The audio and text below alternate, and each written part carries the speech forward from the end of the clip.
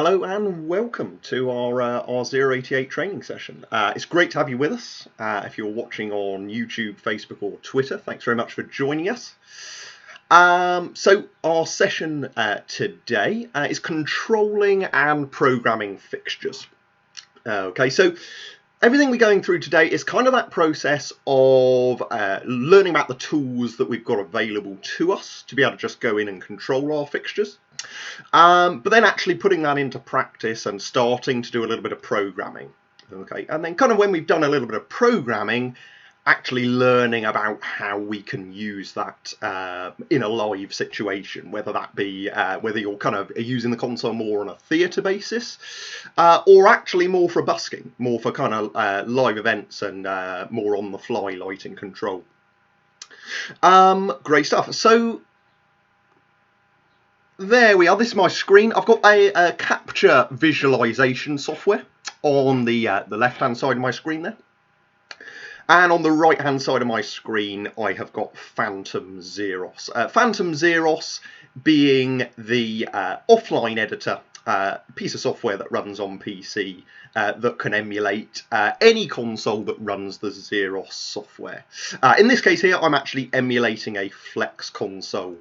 So bottom right there, you can see that I've got I'm emulating a Flex front panel there. Okay. So we're going to kick things off, and I'm actually going to do a clear all first things first. So I've kind of got a demo show file that I'm using here. We've got this kind of nice lighting effect running there. I'm going to do a clear all. And what a clear all is going to do is it's going to clear all programming, but it will leave settings and it will leave my patch. And that allows me to start to build from scratch, as you would be doing if you've kind of come into your venue, you've patched it up, and you're ready to start controlling. So I'm going to dive in and do just that. I'm going to take my playback fader down here. And I'm going to then go into my console setup window. And I'm actually going to go down to clear options on the left-hand side. Okay. And in the clear options, I'm going to go ahead and actually say clear all. The console's going to say, are you sure you want to do that? And as I said, that's clearing out all programming. Okay, you can see what programming you've currently got programmed in because you've got all of these individual clear options here. Those are all of the bits of information we are clearing out right now. Thanks very much. Console's going to tell me that that's all done, so that's great. So I'm going to click OK. And we're now ready now to start to dive in and take a look at what we've got available to us. As we go through this, as I said, we are streaming to Facebook, YouTube and Twitter. Do please put any comments on those various platforms, whatever you're watching on. Do please put some comments in. I'm then going to go and be able to take a look at those, and I'll be able to answer them as we go. Okay, so let's come out of setup. So I'm going to tap my setup key to come out of setup, and here we are. We are back where we are, but of course, fresh console. What I'm actually going to do is I'm going to go and close my external window, my external monitor window for this. And I'm going to actually just go and open my internal touchscreen. Okay, so this is what we would see on the internal touchscreen of the console. Of course, if you're on an S24, you only see an internal touchscreen, which is going to look a little bit like this. First thing we're going to take a quick look at is groups. Okay, we're going to take a look at groups. So to do that, I'm going to go and tap my group button on the console. And that takes me to my groups window. Because it's a fresh console, we've just gone and cleared everything out. I'm going to go and automatically create myself some groups. And the console's going to look at all of the different types of fixtures that we've currently got patched in. Okay, and running down this first column of my groups window, we can see all of the different types of fixtures. So I've got all of my ALC fixtures, those are some LED uplighters in this show file, and then I can work down, I've got all of my washes, all of my spots, and just working down. The console's then broken that up a little bit further. Okay, so it's then gone and said, okay, well, there's your odds and the evens of those particular fixtures. There's the first half and the second half. Just some really quick options to select those lights. Okay, to select those lights. We're not going to be going into kind of controlling intensities too much. We'll have covered those in other sessions. So hopefully you're fairly familiar with that. But our groups here are just shortcuts to selection. So if I go and click on group 6, that is all of my wash fixtures, and that includes lights 1 through to 10.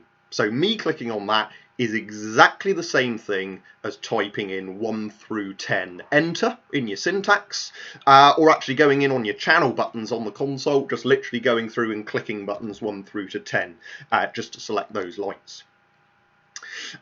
Just worth mentioning, selection is indicated with your orange circle in your output window.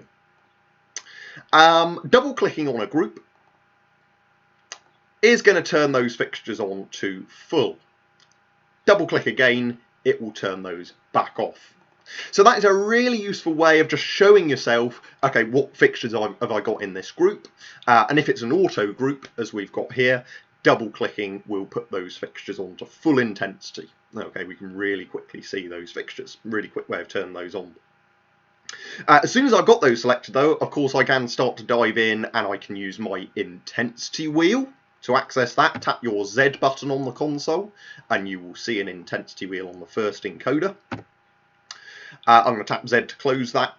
Or I can actually start to go in and type a little bit of syntax, so I could jump in and do a bit of at 50 enter to set those to 50%, at being a shortcut to send those to full.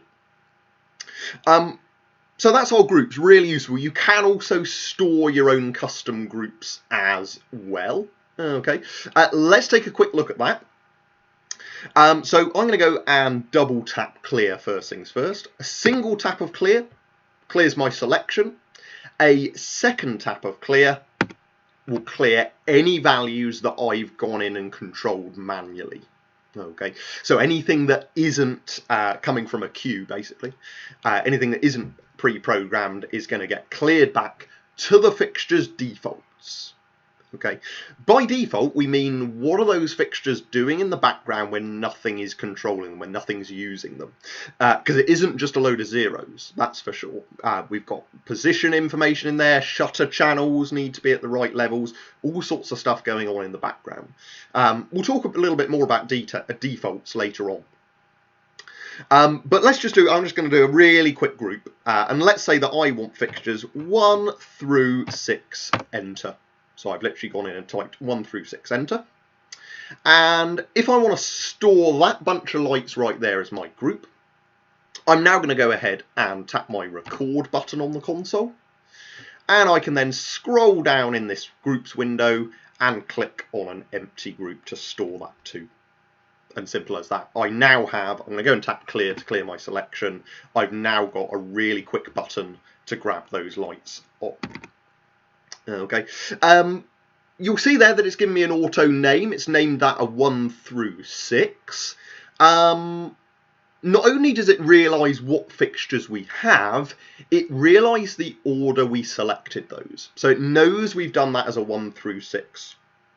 To show you that, if I were to do a 6 through 1 right now, and I were to now record that as my next group, this time I'm actually going to use a little bit of syntax, so I'm going to say record group 27, enter.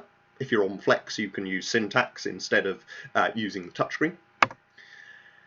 And notice here, it's now called that a 6 through 1. So the console is storing selection, but also the order of selection as well. And that's really important for things that we're going to get onto very shortly, such as fanning and spreading positions across your fixtures, and also running effects. If I took one single effect right now, I'm using the same bunch of lights, but if I run that effect across group 26 in my case here, it's going to run in one direction, run that same effect across the same fixtures, but using group 27, it's going to run in the reverse order. Okay, so groups really useful. Not only are they storing our selection, the order that we selected them in is getting stored as well. Last thing to quickly talk about before we move on when it comes to our groups is if we go in, and I might want to go and chuck some fixtures up to some random levels. So I'm literally going to do that with my channel faders right now. Push those up to some random levels. When I'm happy, I'm going to record that in and store that as another group.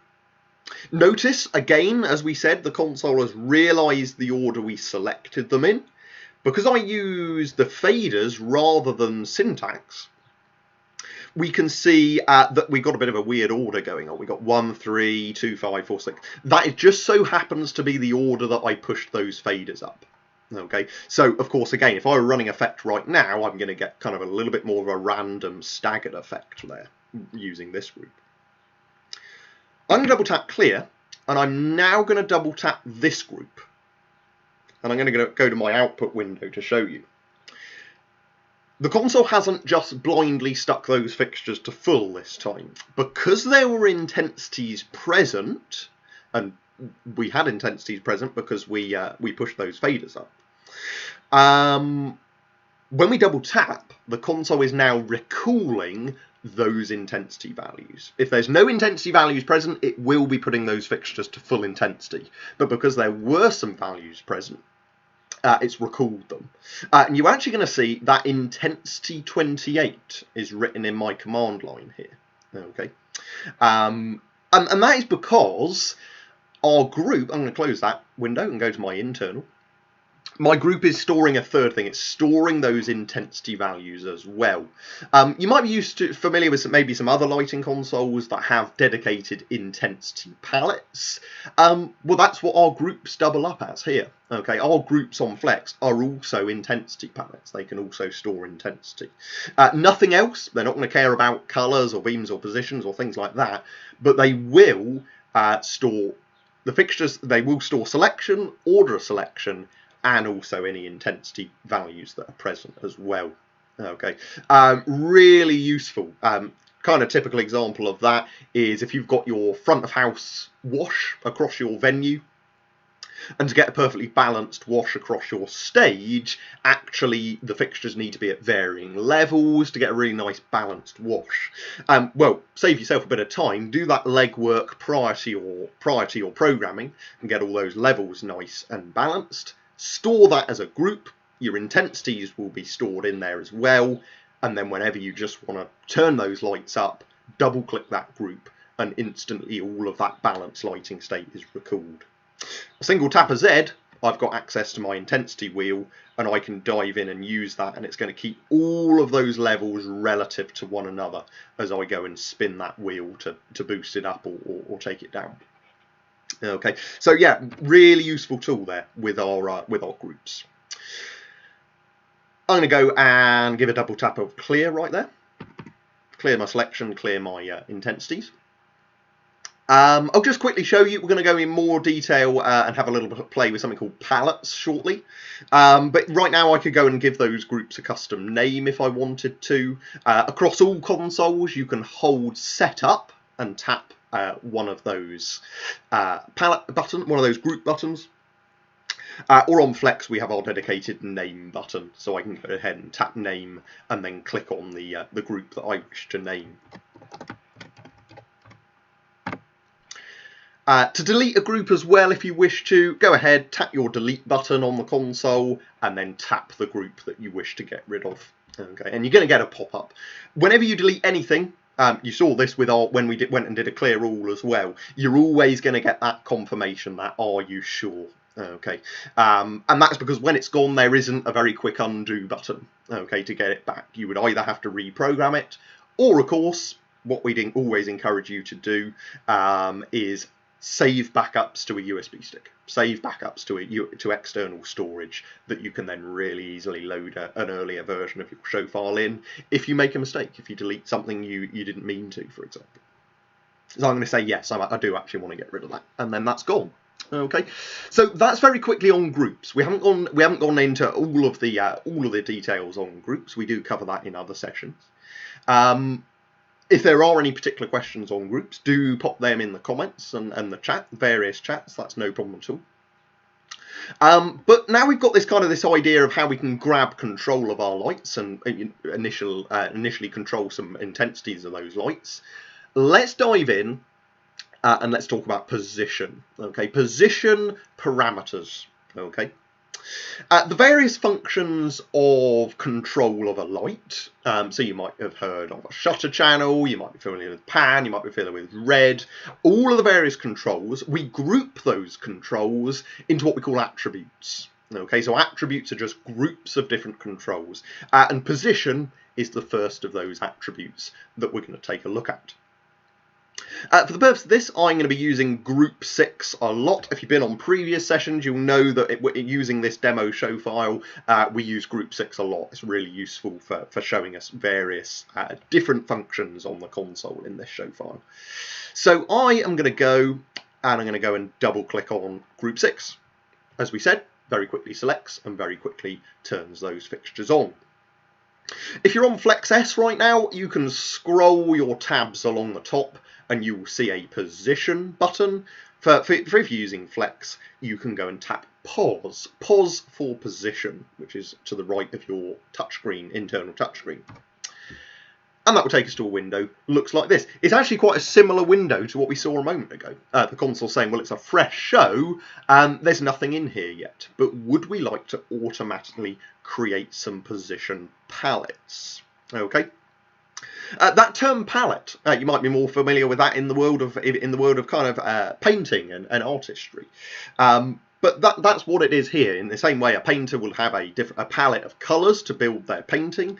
We have a palette of each of our different attributes. We'll talk about the other attributes in a moment.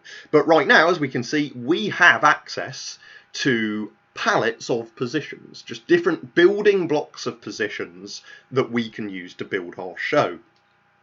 I'm going to go and automatically create position palettes, and that's going to just create me a single home position button right here, home position button.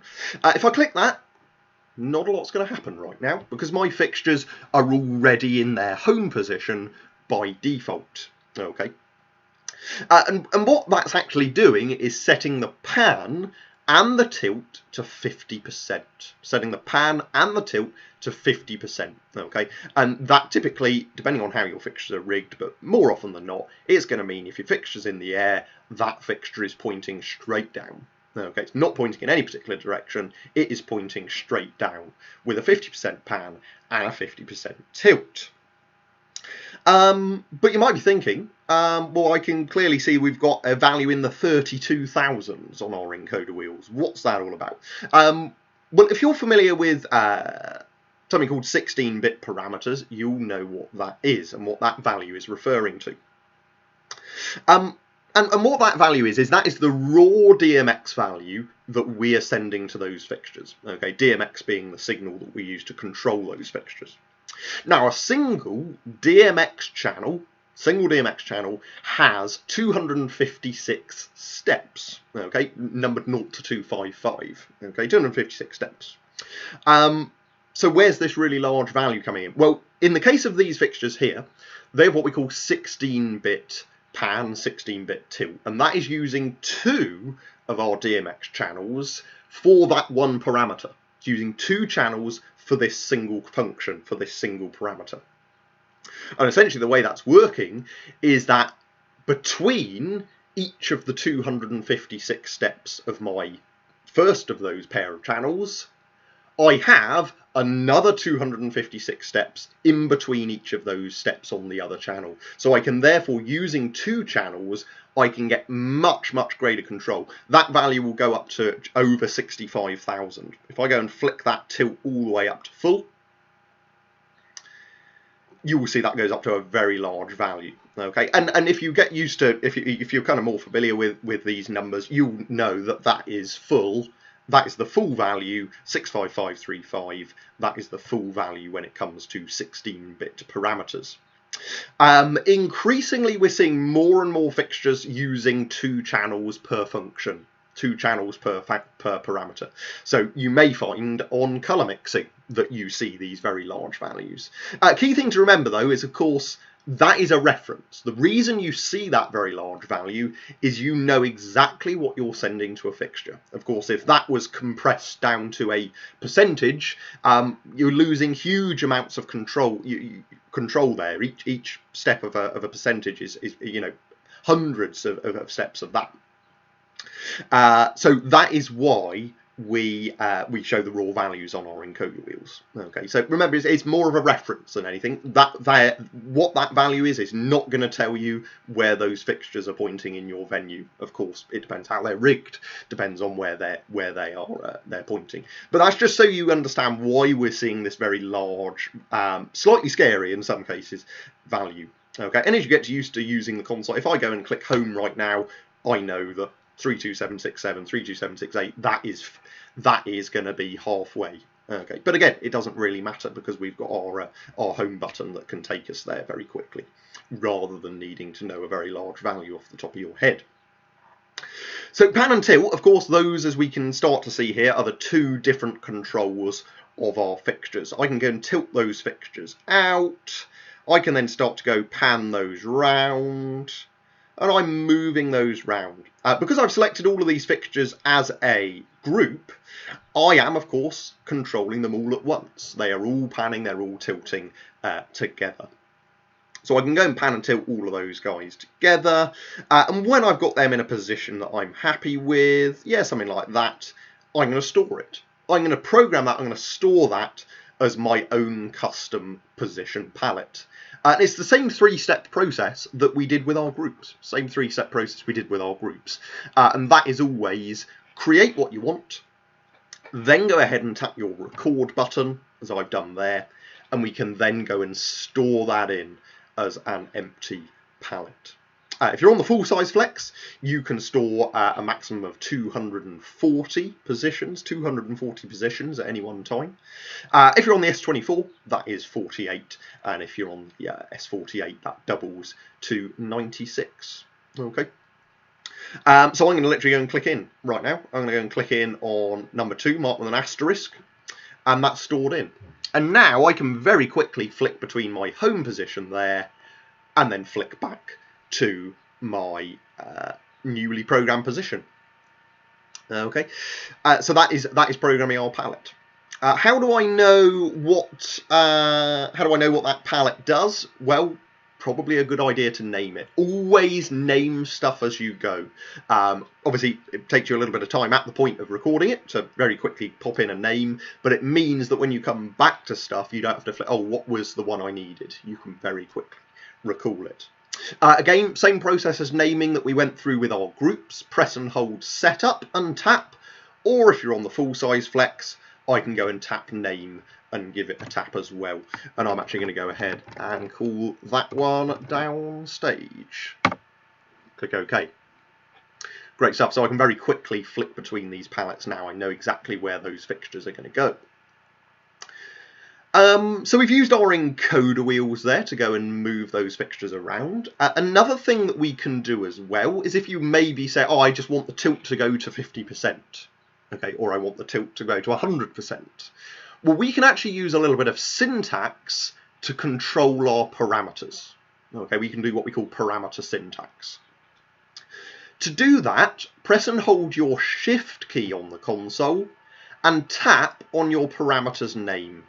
Hold Shift on your console and tap on your parameter's name. So I've done Shift Tilt. And that has popped tilt into my command line. Just tilt in square brackets. And as soon as I've done that, I can now go in and say, for example, at 50, enter. Tilt at 50, enter. And that is going to send my tilt to 50%. Okay, so at and then type, you're typing in a percentage. And that then sends that value to your fixtures. Okay. So tilt at 50, yeah, I'm happy with this position. So I'm actually going to store this as another position palette. So I'm going to tap record. Because I'm emulating a Flex right now, I'll just very quickly show you that we can again do a little bit of syntax.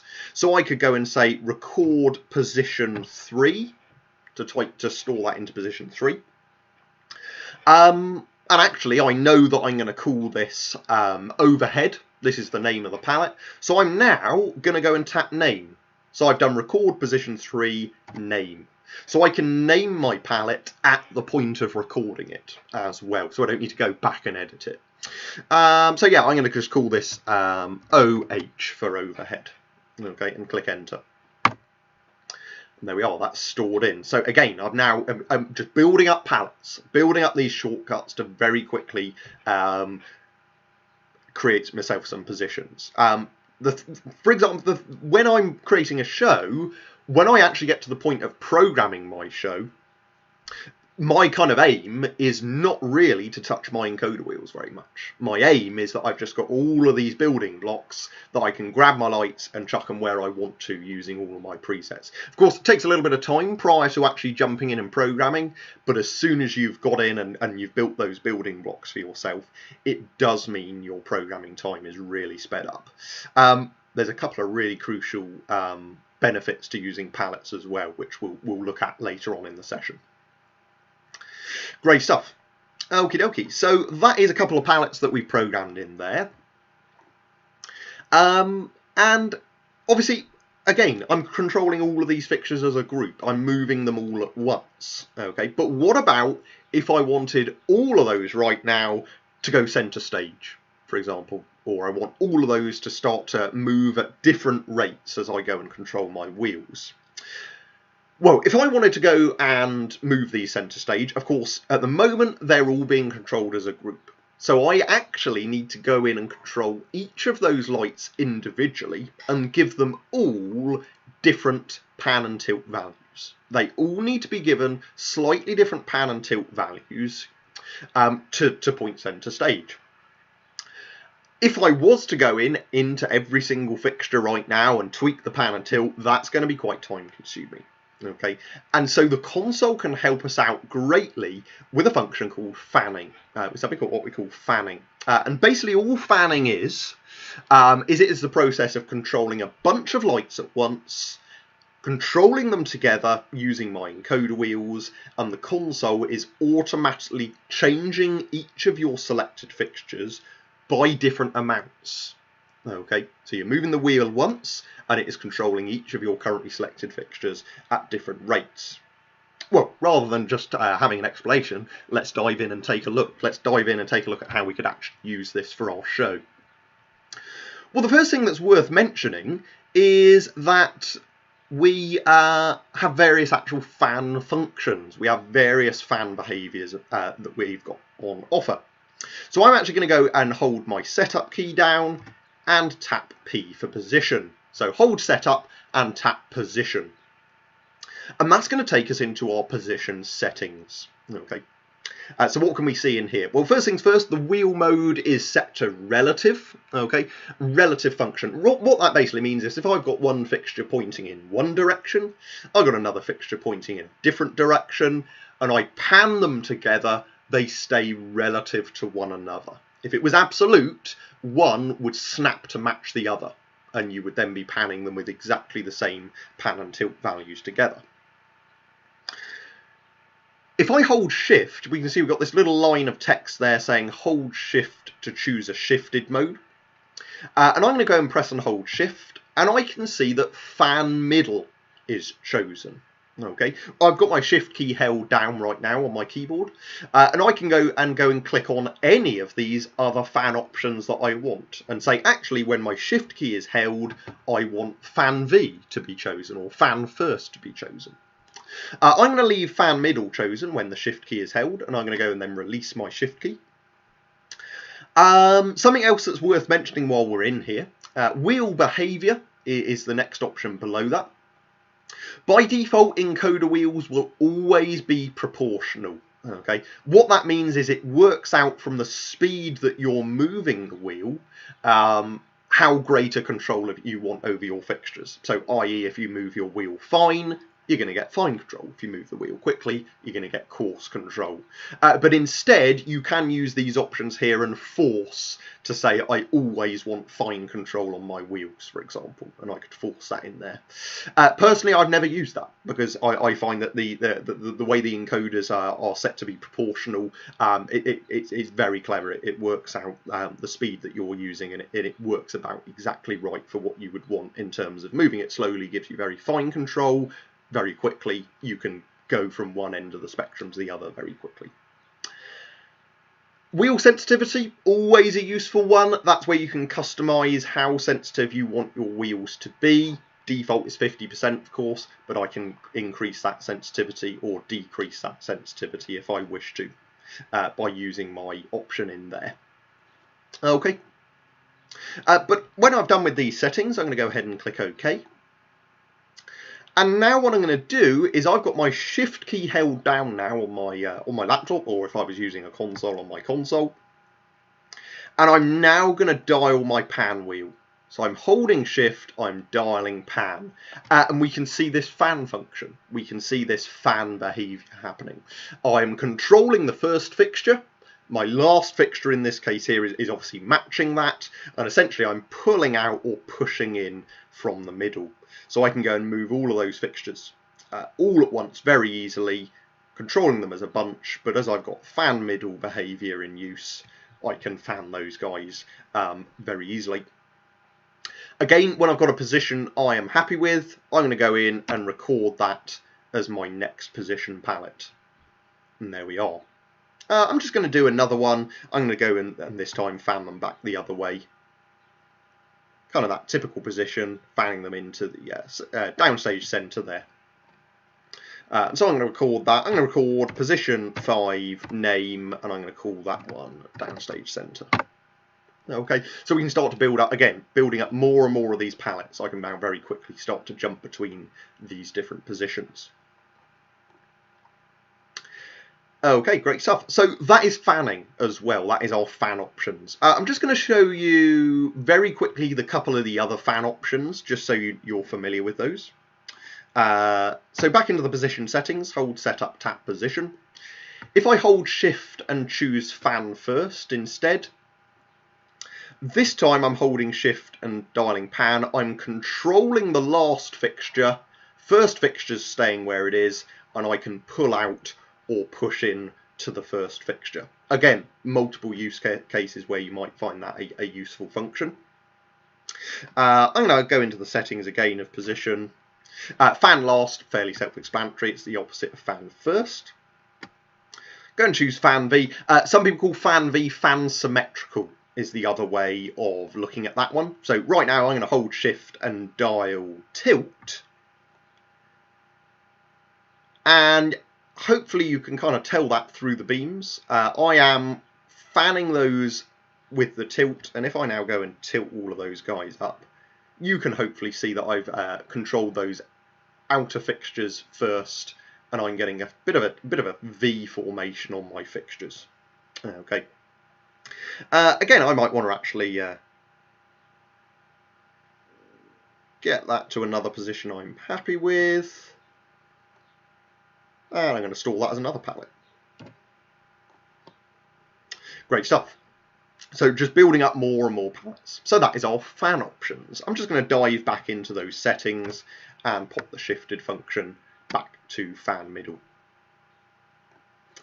Okay. The next thing that we're going to take a look at, just before we go and take a look at our pan and tilt grid, we'll look at some of the other functions we've got when it comes to our palettes. We talked about naming our palettes, which is very important. Another thing you might want to do is copy palettes. Okay, copying palettes is full-size Flex only. Okay, it's not available on the Flex S consoles. So if I wanted to say, for example, I want to copy position palette 2, and I want to paste it into position palette 10, for example.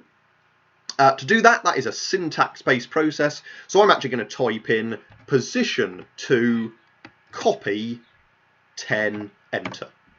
So that was the syntax. Position 2, copy 10, enter. Okay.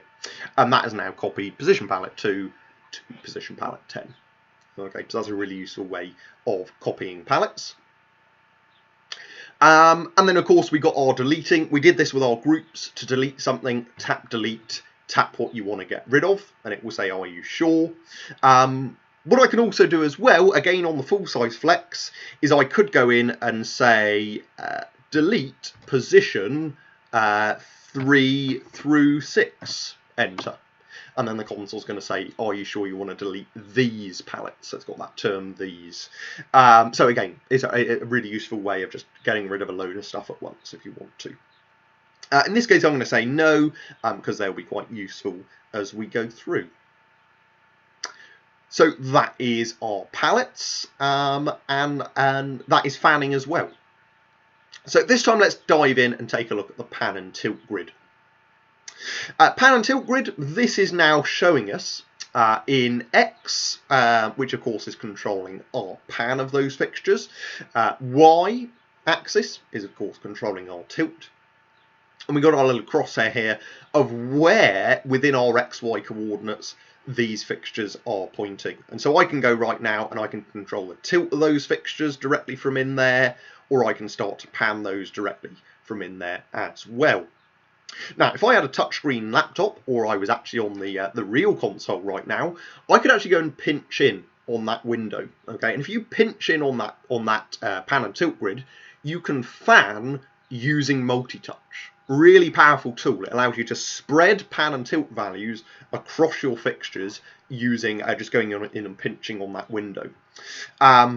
Equally, if I were to go and I'm going to hold shift and dial pan in the way we've looked at already. Again, you can also see how those values are getting spread across your fixtures. You can see that there's a separate crosshair for each of those fixtures on the grid. We can go and choose a position that we like actually just directly using the grid if we wish to.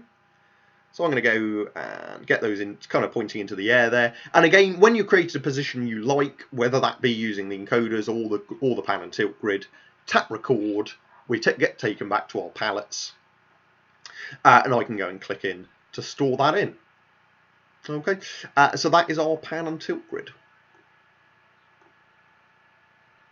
Great stuff. Any questions on position controls, do please pop them in the comments. That's no problem at all.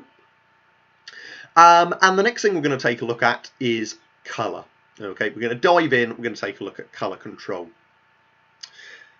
So I'm going to go and tap my colour button on the console. That's top right of your internal touchscreen if you're on Flex, or scroll your tabs on Flex S and it will be the very first tab you see. And we can see that we go to our colour window. Just had a comment from someone on YouTube. Thanks very much for the comment. Is it possible to swap the positions of two palettes as well? Is it possible to swap the positions of two palettes as well? Not entirely sure what you mean by that one. Not quite sure what you mean by that question. You might need to elaborate on that one a little bit. Do you mean as in make position palette 2 what position palette 3 is? Because if so, you could copy them over the top of each other if you wanted to. Not quite sure what you mean on that one. Sorry. You might need to elaborate on that. I can come back to that though. That's not a problem. I'm going to go to colour. I will of course come back if you want me to. So go to colour. And in my colour window here, similar thing again. We've got the option to automatically create some colour palettes. And if I do that, I'm going to get created all sorts of various colour palettes that we can use on our fixtures. What I'm going to do right now is I'm going to go and tap my clear button on the console to clear my selection. And then I'm going to go and do a double tap of enter. Okay, so I've cleared my selection. And then I've done an enter. And enter then reselects, it selects anything that is on above 0%. Okay, so it clears my selection and then an enter will reselect that.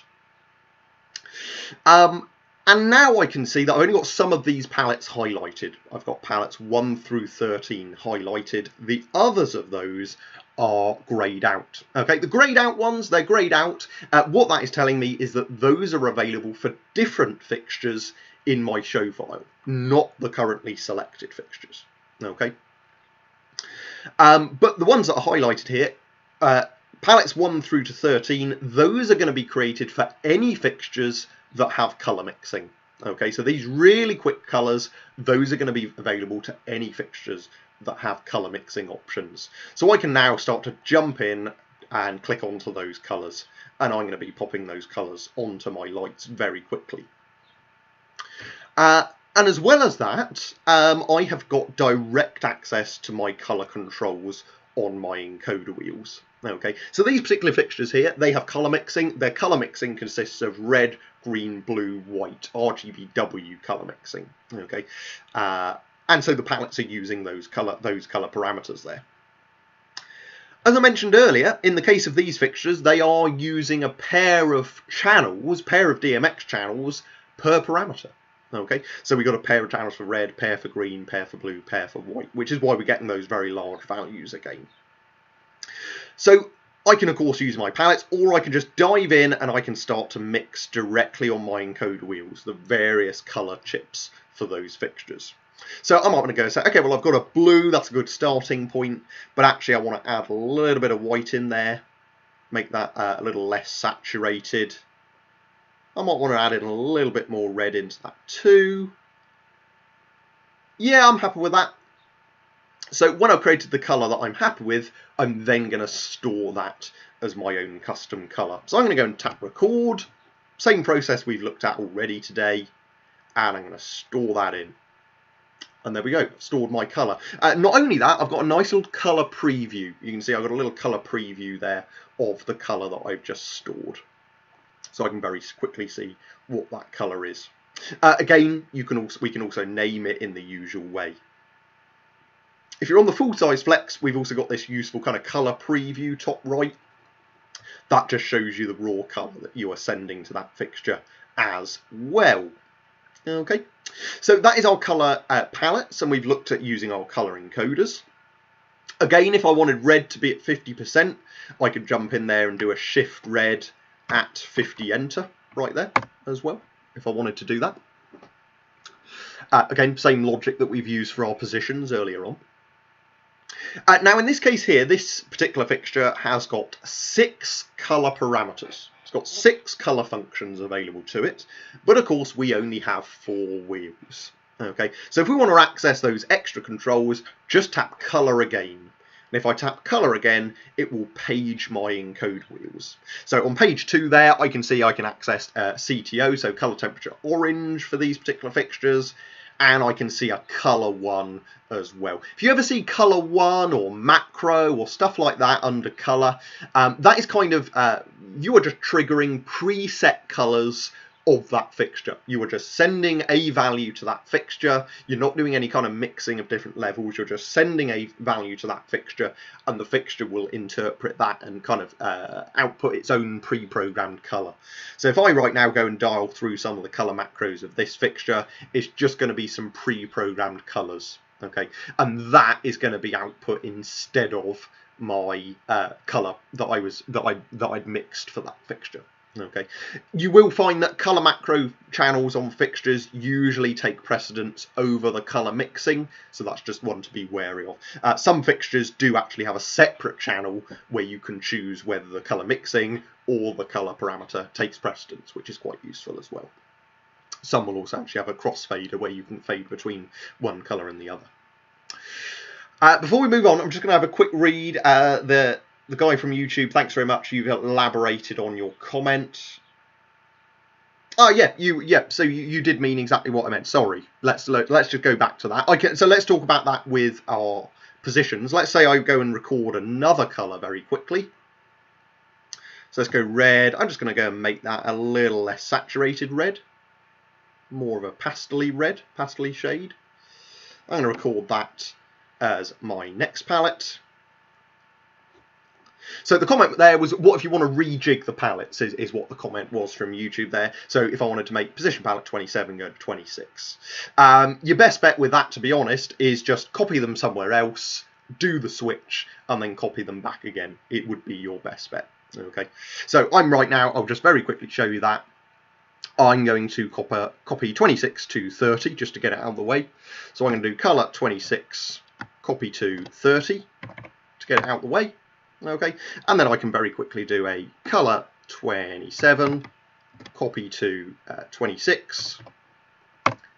I can then overwrite it, and then if I want to, I can then easily do a colour 30, copy to 27. To switch those round. Okay, so that's using the copying technique there. On Flex. If you're on FlexS, the only way of doing that was you would have to manually re-record and overwrite over the top, or update the existing palette. Okay, one of those two options. So it's just a case of copying over the top, no problem at all. I hope that kind of answers your question there from YouTube.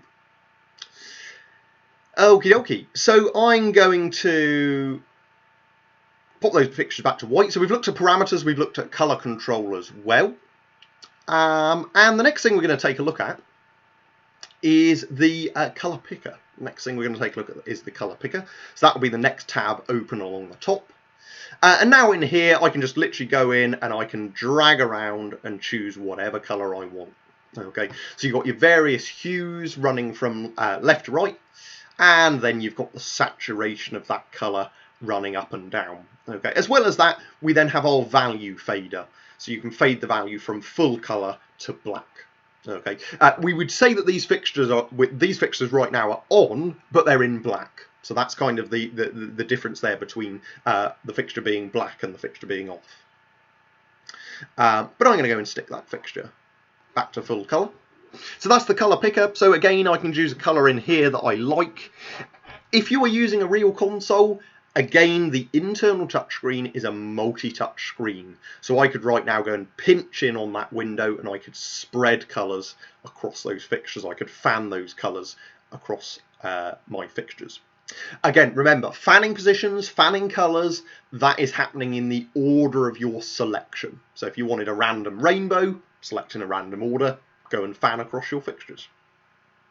So that's your colour picker. So again, when I've created a colour I like, I'm going to tap record, scroll down and store that as my own custom colour. On the left hand side of my colour window here, I've got some pluses. Those pluses allow me to add images in. So if I go and click add, I'm right now seeing the image files on my laptop, and I could go and say, okay, well I'm going to load in a sunset JPEG. Load that in, and I can now choose colours directly from an image. I can now choose the colours directly from my image there. And when I've created a colour I like, I'm going to tap record and store that as my own custom colour.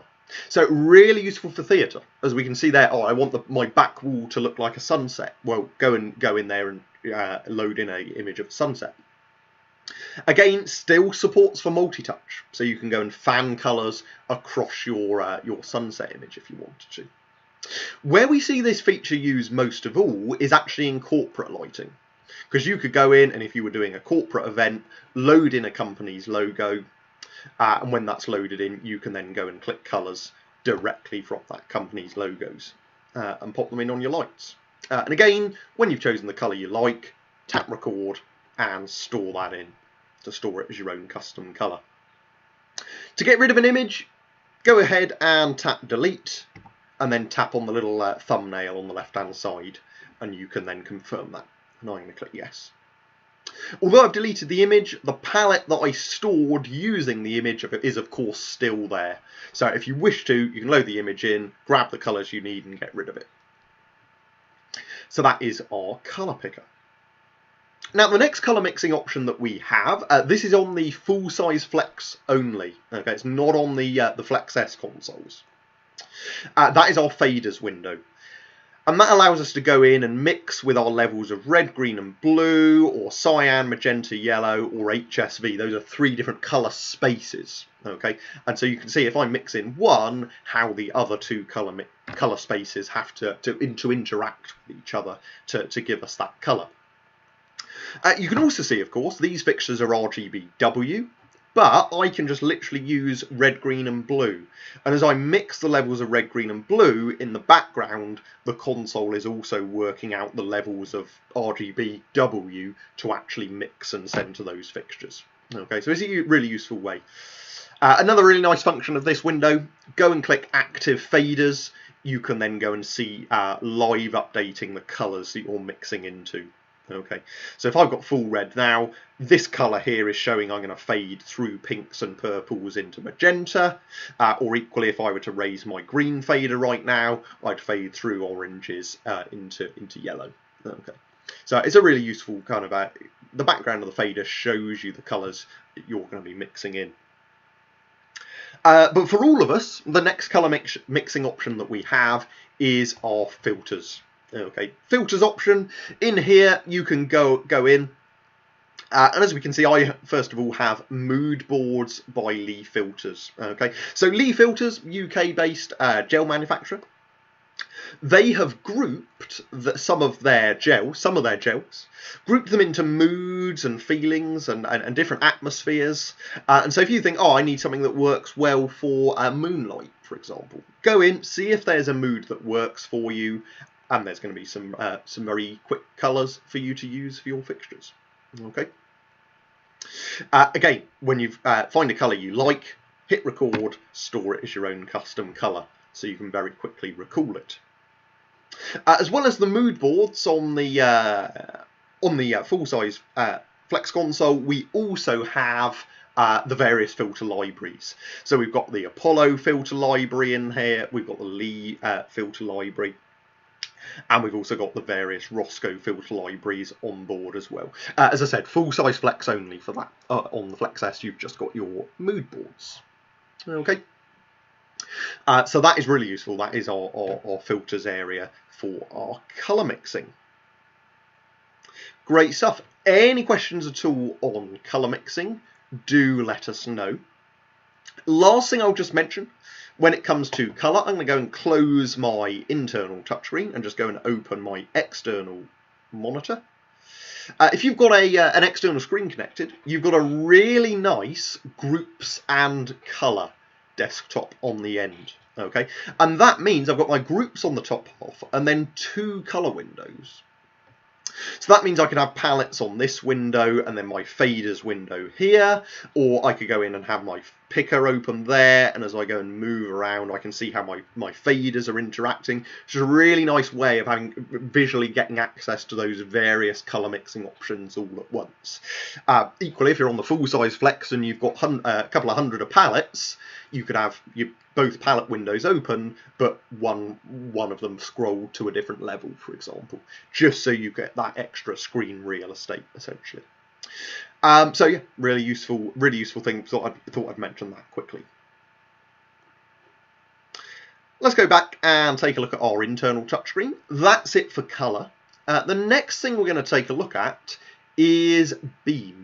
Okay, we're going to take a look at beam controls. I'm going to go and tap beam for that, so to open my beam window. And in here, I can see various functions for these particular fixtures. Beam is basically anything else that our fixture can do. So we've got our colours, controlling all of our various colour functions. Position, well, that's anything that's going to move your fixture around. And then beam is anything else. Now you'll notice on the full-size Flex console, you have a separate beam and a separate shape key. And in fact, they're linked. Right now, those two buttons are linked.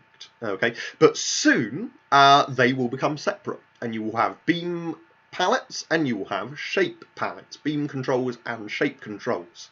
And the benefit of that is more and more fixtures are having more and more beam controls, essentially. And right now that is a lot of paging. Some really complex fixtures, that is a lot of paging through your beam controls. So to help with that, we're separating them out. The best way to think of it is shape is anything that's going to go in front of your beam of light and kind of cut into it. So Gobos, of course, prime example, they would be getting it moved into the shape attribute. Okay. It also means you've got extra fade times for cues and things like that as well. So lots of extra control. That will be coming in a future software update. But for now, beam and shape are linked for beam shape. And it's, as we said, any other controls of that fixture. So I could right now go in and I've got access to zoom on those fixtures. There's a function channel, there's strobe, loads of other functions, and of course what fixtures you're currently controlling will show you different stuff. We're also seeing something new in here right now as well. We're seeing that reset, not only has it got a value underneath reset of 0, it also has got a subtitle. Okay, and if you ever see a parameter that has got the title of the parameter and then a subtitle, it means that parameter has details. Okay, it's got details, it's got extra information about what that one function does. And if I go and click the middle encoder button of that parameter, that's going to open those details on my internal touchscreen. So I can say, yes, it's a reset parameter, but it's got access to zoom reset. I've got access to pan and tilt reset, or I can do a complete reset. So rather than taking a look in the fixtures manual and going, right, reset, that needs to be at this values to do this function, instead I've got that information right here, and I can say, okay, we'll go and reset the zoom and things like that. So that is what we call parameter details. I'm going to go and click that button to close the window. This time I'm going to go and automatically create beam palettes. And what we get now is a load of Gobo images.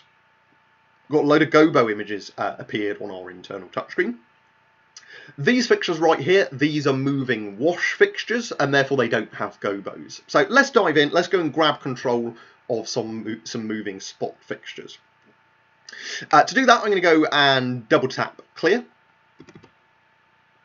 I'm going to go to my groups, and I'm going to go and double click on group 14.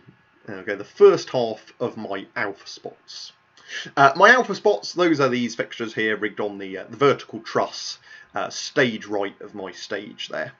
And if I go to beam, I can now see these various Gobos are available. So I can go and click on a Gobo image, and it's going to pop that Gobo into my fixtures. Okay, and I can start to go and choose whatever one of these Gobos I want to pop in my lights.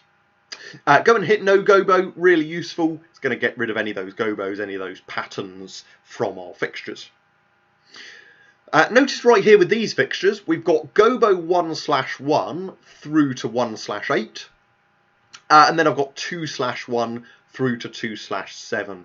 Okay, that's because these particular fixtures here, they have 2 Gobo wheels. So the Gobos on wheel 1, and then those on wheel 2 as well.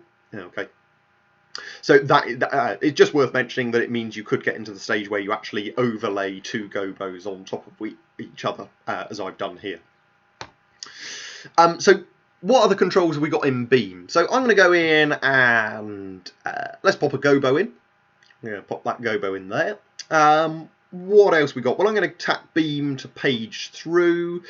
These particular fixtures have also got Gobo to rotate, G2 and then some arrows. So that's a rotation parameter.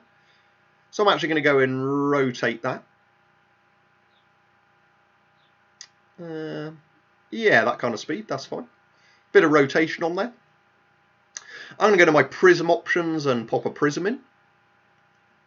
I'm then going to page through and I'm going to go put a little bit of rotation on that prism. I'm then going to go and just adjust the focus a touch on those fixtures. I might want to go and zoom those fixtures as well. Just going to zoom those in a touch. And that'll do. So you see there are various parameters that we can all use to go and build our lighting state up on stage. Okay. When we've gone in and we've layered up all of these various functions, I'm going to go in, I'm going to tap record, and I'm going to store that as my own custom beam palette. Okay. And there we are. I've now stored beam shape at 21.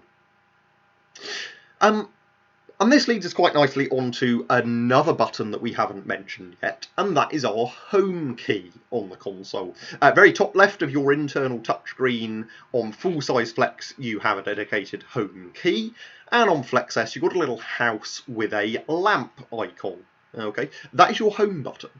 That is not a home screen. That does not take you to a home screen. That is what we call Home's the fixture.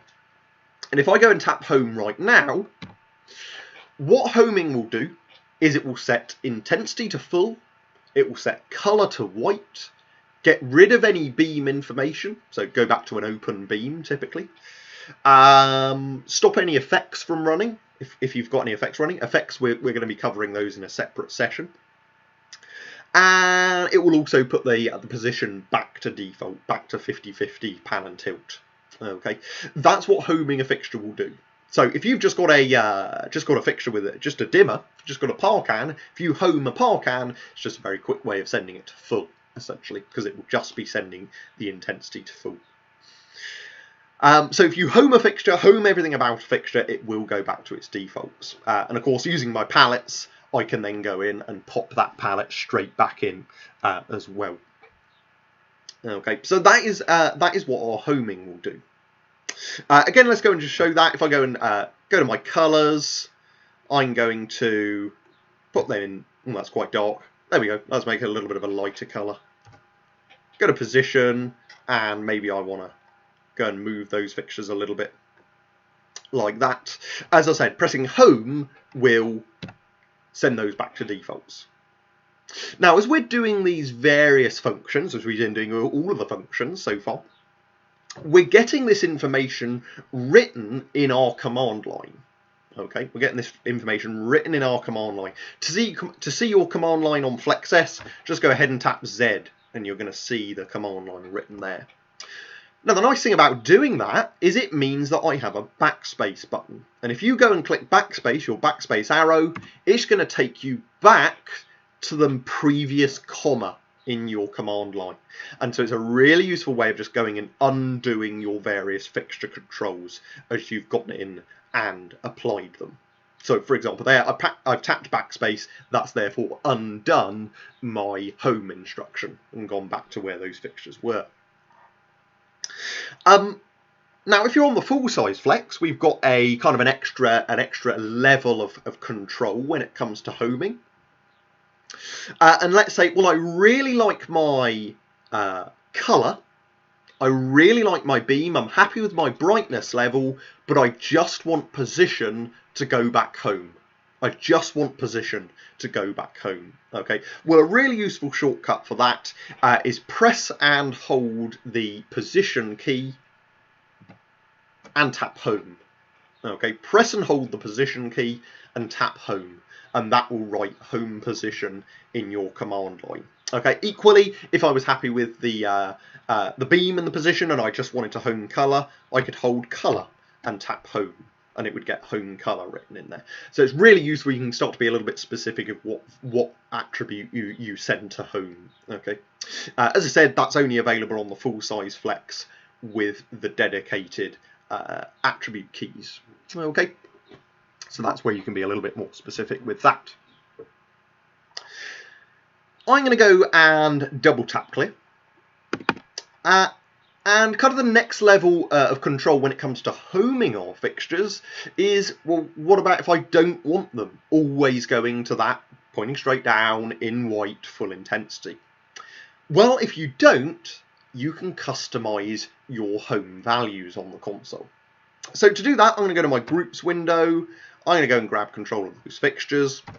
And let's say that when I home these fixtures, I always want them in that position there, and I always want them in blue.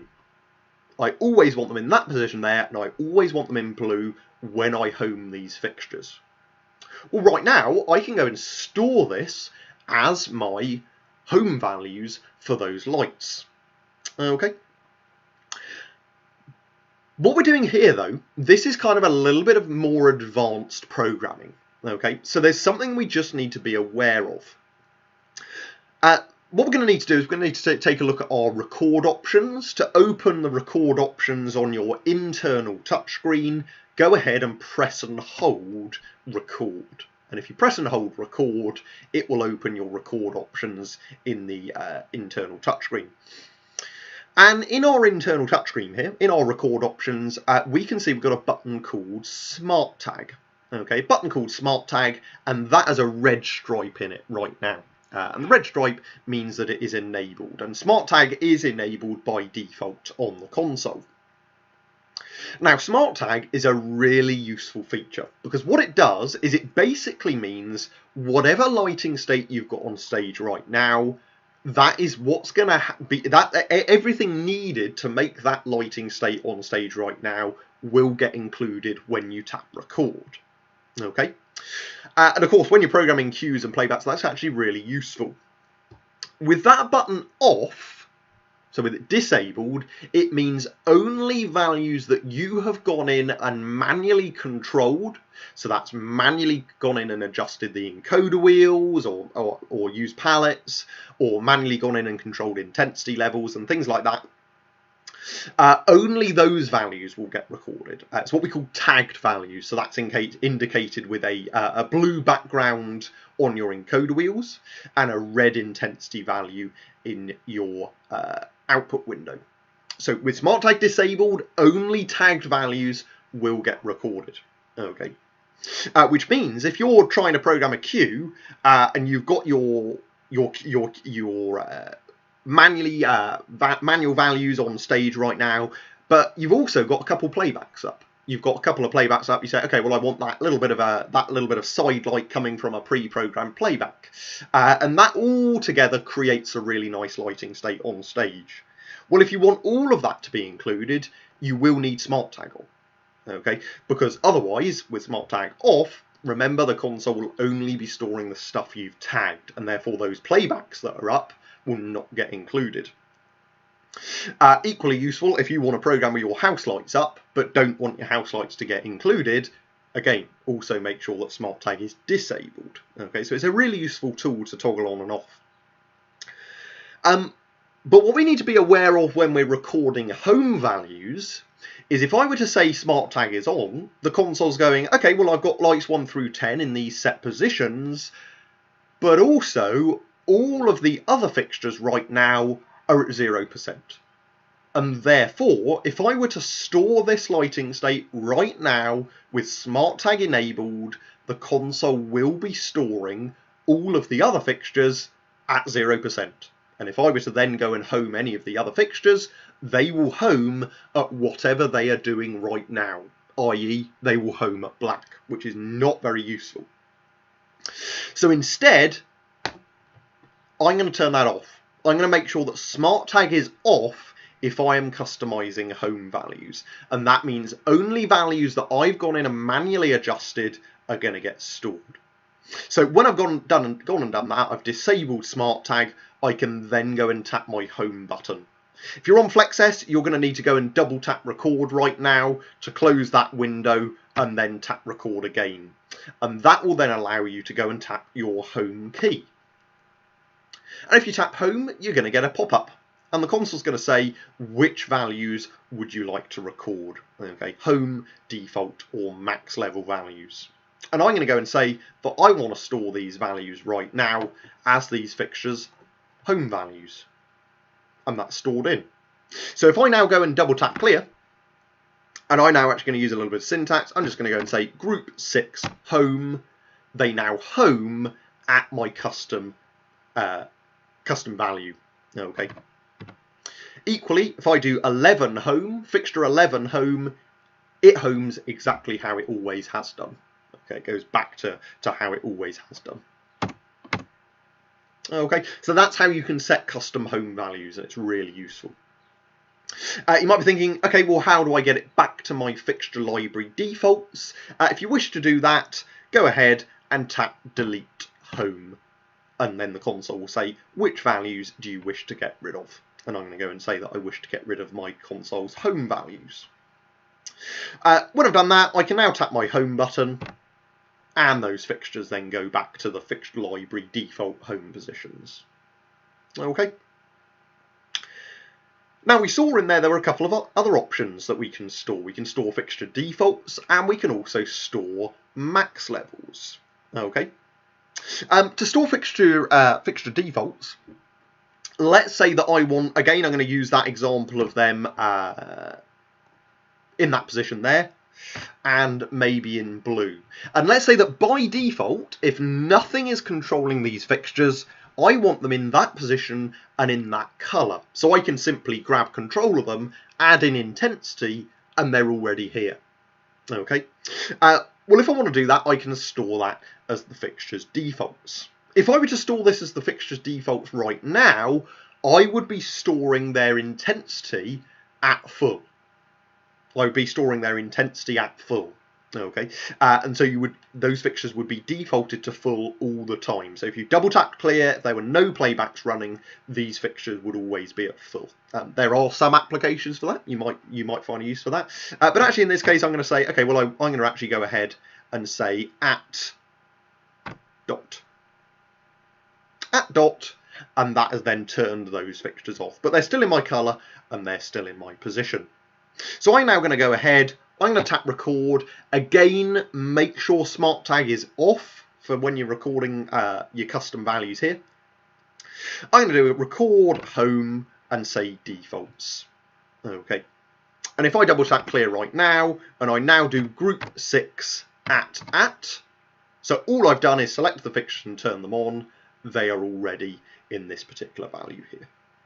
Again, if I want to go back to fixture library defaults, I can go in and do a delete home default, and then my fixtures will be going back to their default levels. Okay. Last one to mention in there as well is a max level. Let's say that I want the maximum level of these fixtures to be 50% intensity. Okay. To do this, I'm actually going to close my internal and open my external monitor, and I can see all of these fixtures. They're at 50%, and I want to store that as the fixture's max level. Again, I'm going to record home. Make sure smart tag is still disabled, remember. Remember, we're being very specific on what values we want to be maximized, if you like. And I'm going to go and store this as the max level. And you'll notice all of those fixtures are then scaled. Instantly, they are now scaled. So if I go and do an at to send them to full, they're at 50%. If you do an at on a fixture that has a max level, you send it to its max level. Okay, and we get this really useful little line above that fixture value just to indicate there is a max level present. So if I were to go at 50 right now, it goes to 50% of that value. So I'm now going to 25%. Okay, again, to get rid of a max level, if you wish, you guessed it, delete home and then get rid of that max level. Great stuff, and we go back to having full control of the fixture's intensity. Great stuff. Any questions at all on any of the stuff we've done, please do keep your comments coming. That's no problem at all. And the last thing that we're going to take a look at, before we dive in and actually start to program these into our queues, is a function called highlight. Okay, highlighting a fixture. So what I'm going to do is I'm going to go and put these fixtures there. I'm then going to go to my palettes desktop, and in my palettes desktop I could go and pop those in a colour, and I could pop them in a position using my palettes desktop here. And quite a common thing that you're going to want to do is fine-tune your fixtures. You're going to want to fine-tune your fixtures and say, okay, well, just need to tweak the pan and tilt values of each fixture individually. And in this case here, this is a prime example of you're not necessarily going to know what beam hitting your stage is coming from which light, because they're kind of all amalgamating into the middle there. And so instead, we can use a feature called highlight, sorry, okay, which uses the home key. We can use a feature called highlight, which uses our home key. So what I'm going to do is I'm going to go and say fixture 1, enter. So I've selected fixture 1, and I'm now going to go and do a shift home. Shift home to highlight it. And it will now be displayed in yellow in my output window. And doing that doesn't affect its position, still position where we need it, but it sets it to full intensity by default, and it will send it to white.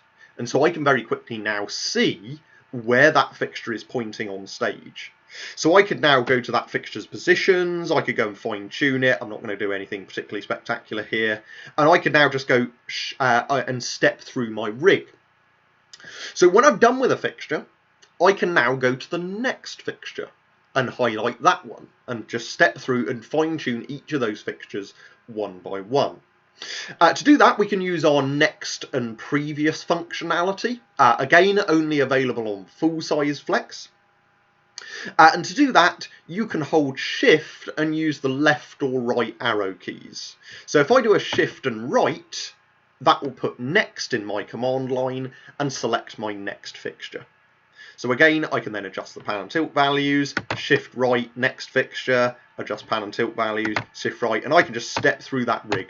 I can just choose shift right, and I'm just stepping through my lighting rig right now. Okay. A really useful feature when it comes to highlight, I'm just going to do another shift home to turn highlight back off.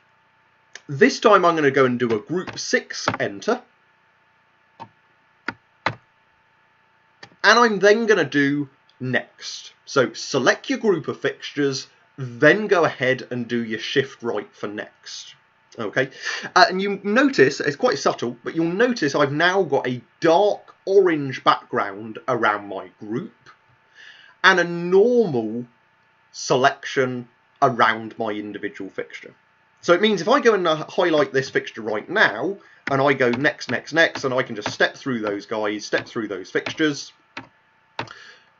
I then loop back to the beginning. So because I selected these fixtures with a group, and I've then gone next and previous through my group, I can just continue to go through. So I can go and fine tune all of those fixtures one by one, but then very typically you're going to then want to go back through again and just do a last bit of fine tuning before you then store that.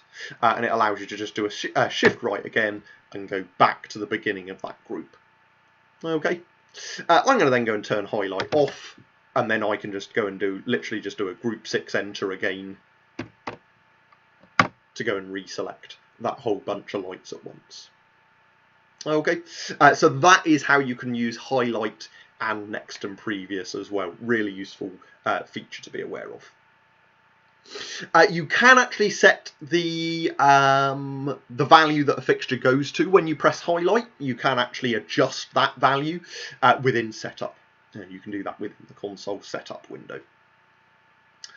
Okie dokie. So that is highlight and next. Let's dive in now, and using all of what we've done into practice, let's start to program some lighting states. Okay, let's start to do a little bit of programming for the last kind of 3/4 of an hour. So I'm going to go and just start to build a lighting state. It's not going to be award winning, I can tell you that for now. But let's just go in. I'm going to grab some fixtures.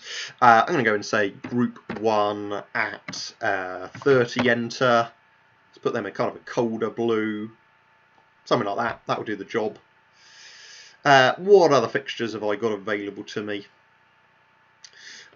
Fixture 40, I'm just going to do 40 and highlight it to see where it is.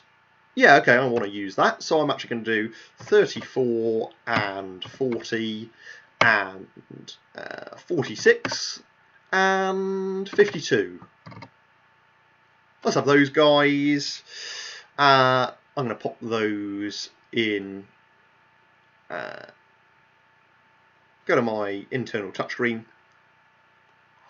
tilt those out a little bit. That's great. I'm going to go to my beams, page through my beams. Let's take a look at what Gobos we've got available to us. Let's put that Gobo in there. That's fine. And let's take a look at what else we've got. I'm going to go and grab control of group number 11. Turn those fixtures on, go to my positions, stick those guys kind of down there. Again, put a little bit of a break-up Gobo in there. There we are, something like that, that'll do. We've got some lights on stage, so that's kind of the process that we've gone through. We've seen here how these palettes have been really useful kind of building blocks to create our lighting state. And when we're done, we can then go and record this onto a playback fader. So let's go, I'm just going to make my front panel window a little bit bigger. And I'm going to go and click record, and I can go and choose now anywhere to store this onto that is flashing indicating that that playback is empty. So I'm going to go and click that onto playback fader number 1. Great stuff. Playback fader number 1, that is stored in. Okay. And so I'm now going to go and double tap clear. And I'm going to go to playbacks, and I'm going to now raise my playback fader. I'm just going to take some of these faders down. It's kind of a nice bit of housekeeping. Keep all your faders at a neat and tidy level. And I'm now going to go and push this fader up. And my lighting state fades on in. My lighting state fades on in to the values that I've programmed. And we can now see that I'm getting these values indicated in a blue in my output window, indicating that those fixtures are coming from a queue. But what are we seeing? what are we seeing as I raise that fader? Well, of course, I've got intensity control on my fader of that lighting state. But what are we seeing when I initially raise that fader? Well, we're seeing a fade from those fixtures as their colour and their position fades in. So we see them fade through from their default positions and default colour. Now, if I want to edit those fade times, I can go and view that lighting state. I can go and view the cue that I've stored onto that playback fader. Okay. To do that, I'm going to press and hold View and tap that playbacks button. And I can now see that there is a colour fade in there and a position fade in there. The reason that we've got those values, that is the console defaults. You could change the defaults if you wish. Okay, but I'm going to go and get rid of the colour fade. I could use my encoder wheels as well to edit fade times if I wish, but I'm just going to navigate this a little bit like a spreadsheet. And I've now got rid of those fades. So I'm now going to raise my fader, and instantly the fixtures snap to the colour and snap to the position. But of course we are still seeing stuff happening. We're still seeing the fixtures getting from their default to the programmed position, of course. And that is, of course, as soon as I raise that fader, instantly the console tells those lights to go to that position, but they have to physically get there. They have to physically move there. They have to physically get there. And so what tools do we have available to us? Well, by default, if you've got a single lighting state on a fader, the button under that fader is a flash button. Okay, it is a flash button. I've got that button held down right now. If I release that button, that lighting state will go off. Really nice for kind of doing pulses of colour, or really nice for kind of having flashes of intensities and things like that. But when it comes to lighting states that have got position information in there, flash function might not be as useful to you. Okay, flash function might not give you the effect that you're looking for. So instead I could customize that button function to be something different. To customize a playbacks button function, we can go into the playback settings. Okay. To go into the settings of a playback, press and hold setup and tap that playbacks button. Okay, another method of getting to the settings of a playback, go to the faders window and click on that on-screen fader. And that takes us into the playback settings. I'm not going to go into all of the options in here by any means. That is what we will do in our programming session, which we are running tomorrow. So go and take a look at that. Check that one out if you want to know more about programming options. But what we're going to take a look at, the thing we care about for now, is the button function. Okay, the button function of that playback. As we can see, flash is currently the chosen option. A little bit like we saw with our wheel modes earlier on, we've got the option to hold shift to choose a shifted option. Okay. And if I hold shift, I can see that the shifted option is solo. By default, when shift is held, solo is the default option. Okay, when you've got a single lighting state on a fader. What I'm going to go and choose, though, is I'm actually going to go and choose one of the go options. We've got a go fade and we've got a go snap. Okay, go fade, that means go using that cue's fade times, or go snap, go instantly ignoring the fade times. Now, in our case here, go fade and go snap are actually identical because we've gone in and set that cue's fades to be 0 seconds. So I can go and choose either of those. It doesn't matter in my case. And I'm going to click OK. And what that allowed me to do now is my button underneath is now kind of a prep button, or prepare. I can go and click that button, and that has prepared those fixtures. If I go and take a look at my cue list window, I can see it's now green. It means it's live, it's on stage right now. However, of course, my fader is still at 0, so it's not outputting. But what I can do now is I can now go and raise that fader, and all I am doing is raising intensity over the top. So that's kind of a really useful thing if you want to have just a lighting state on a fader that has got colour and position information in there, and all you want to do is just fade the intensity in from black. Good idea to go and use your button function there to something very useful. Equally, I'm going to lower that fader. That playback is now not using those lights, so it goes back to yellow. So I can simply go ahead, tap that playback button again. It's now ready, and I can then fade the intensity over the top. Okay, so that's a really useful tool to be aware of when it comes to programming your lighting state. Another thing we're going to take out, or next thing we're going to take a look at when it comes to programming fixtures, is something called Move on Dark. Okay, a feature called Move on Dark. So let's program a few really simple cues to show that running. Okay. First things first, I'm going to tap record, turn smart tag back on just because that's the default on the console. And I'm going to tap record again to save and close that. You don't have to do that at all. Just remember what smart tag does. Let's see, what shall I do? I'm going to go and say group 6 at.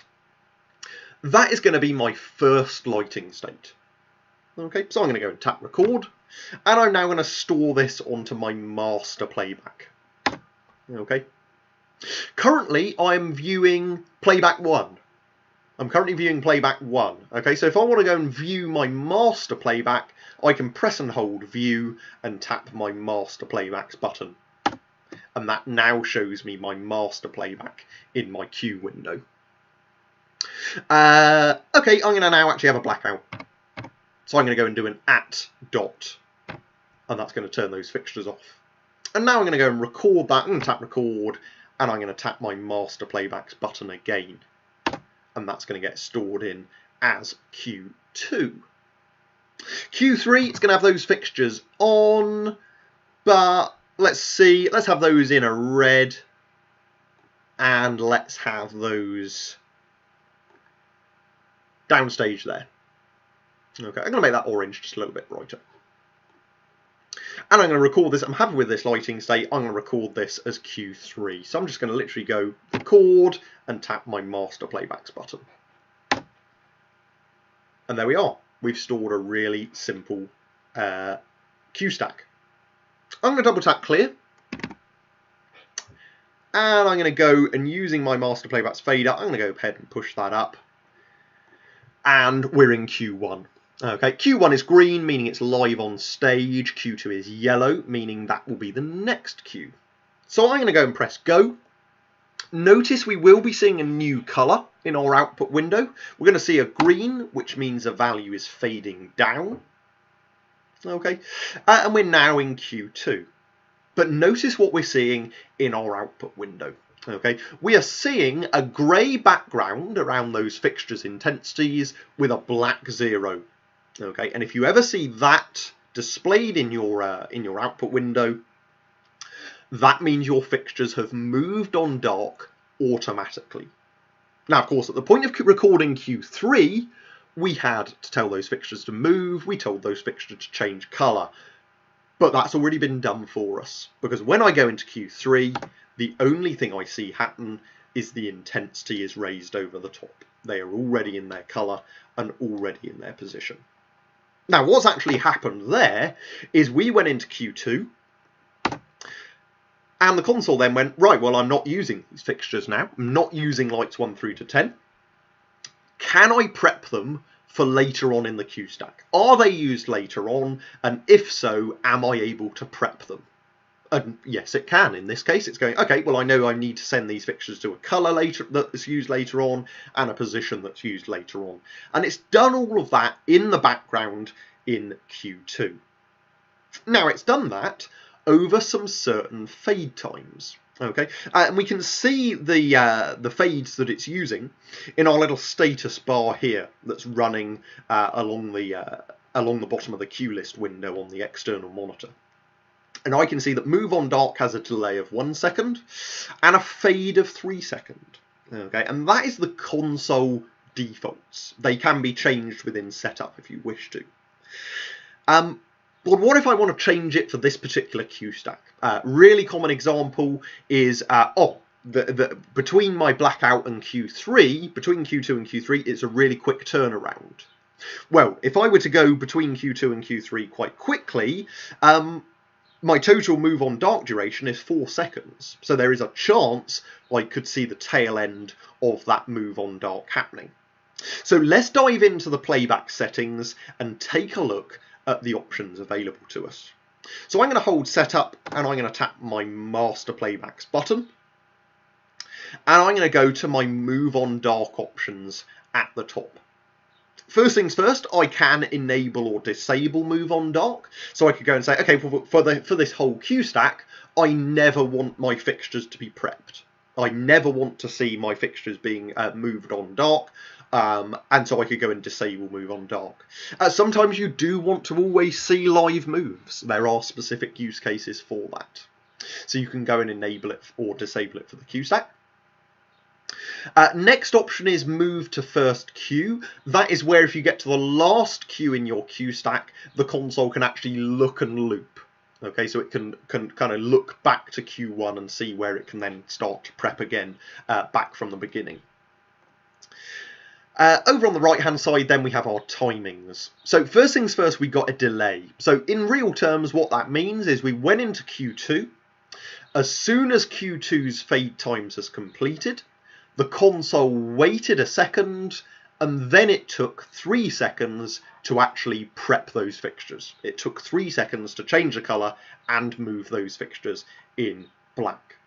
Those have kind of been our defaults. We've kind of always used those defaults, and it's really useful if you've got large movers, okay, because large and particularly older movers, maybe their motors are getting a little bit old. It means that kind of lengthening that time, it tends to keep them quieter. But if you've got some kind of brand new kit, maybe some kind of quite small movers, actually we could have no delay and no fade. They would instantly snap as quickly as they can to those new positions, and it'd be quite quiet, really. So I might want to go and say, okay, well, I know that I don't want a delay, but I do want the fade time to be a second. I still want a little bit of a duration for them to make that movement. I can also see that I've got some don't move options. So I might want to say, okay, well, for this playback, I never want colour to be prepped, but I do want position to be prepped. Okay, and so you can actually go in per attribute and choose what you don't want to get prepared for you. Effect is always not going to be moved by default. Okay, so that means that if the console goes, the next time I'm using these fixtures are in a circle effect, it's not going to start circling those fixtures in dark several queues before those fixtures are used. Okay, the effect by default will fade in when you go into that queue. Okay, but you can also choose to put some don't move options on those other attributes as well if you wish. Okay, I'm going to go and click OK on that, and that will update my status display down here. Now, as well as move on dark options per playback, I have got some move on dark options per queue. So I'm going to go into the settings here of Q2. And in here, again, on the left-hand side, I have got some don't move options. Okay, so I could say, okay, well, in this particular queue, I don't want you to prep my colours. Okay, really useful. Prime example of where this is used is if you've got a really quiet, for example, maybe there's a really quiet part of a ballet, for example, and it's just a follow spot on the stage, and you don't want moving lights to be swinging around prepping for when they use later, where you could say, don't move position on this, wait until the next opportunity that you can prep those fixtures. So if I put don't move colour, I'm going to get DMC, don't move colour, written in my settings box. And I'm going to go into Q1 now. We're in Q1, and I'm now going to go into Q2. Instantly, those fixtures go to having a grey background, because instantly there's been no delay this time. The colour hasn't been able to be prepped, because this queue is telling it don't prep colour, but if I go into that queue, the position had been prepped. So the only thing I see happening is, of course, my intensity being raised, but I also see the colour fade this time as well. Okay, so that's move on dark. That is move on dark. If you've got any questions on move on dark at all, please do keep them coming. But as we see, it will just happen by default. Move on dark will just be helping you out in the background by default without you needing to do anything. Okay, great stuff. Next thing we're going to take a look at is palette referencing. So we've spent a lot of time on palettes today already, but let's talk a little bit about palette referencing.